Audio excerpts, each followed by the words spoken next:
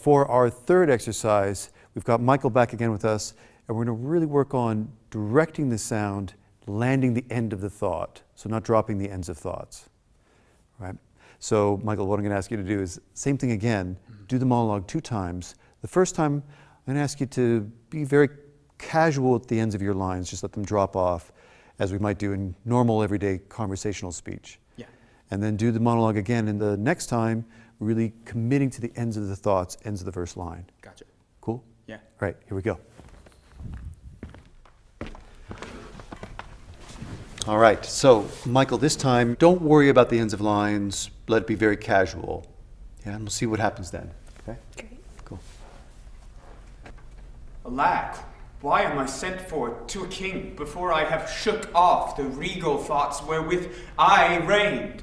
I hardly yet have learned to insinuate, flatter, bow, bend my limbs, give sorrow leave a while to tutor me to this submission.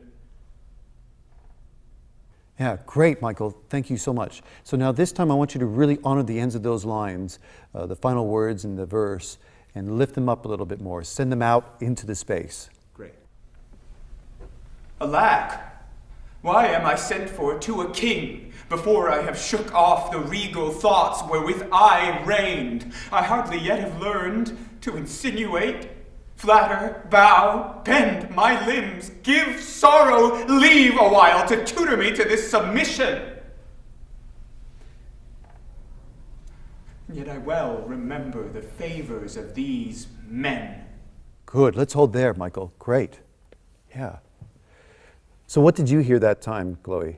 That time I felt like I was really able to follow the argument that he was making. Like I understood how one part of the speech went into the other speech, whereas the first time when they were all sort of their own sections, it was hard for me to get the bigger picture of what he was saying. Yeah. And, you know, it almost seemed like the monologue could have stopped at any time, right? Whereas the second time around, there really was a drive. Your intention was a little bit clearer for me as well. What was your experience like, Michael?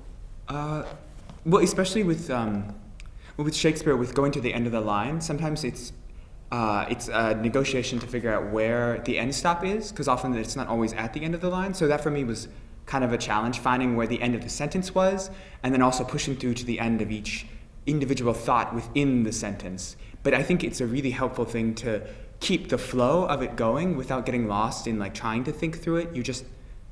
You let the thought be faster than the word by pushing to the end of it, which is really helpful, I think. So I found that to be just, it gives you like an impetus, which is really nice. Yeah, and it's true, you know, what you're saying about the ends of lines, how, you know, Shakespeare's given you those powerful images at the end, and you were really driving towards them, or pushing towards them, as you said. Yeah, great job. Good. Hey, shall we do the next exercise? Yes. All right.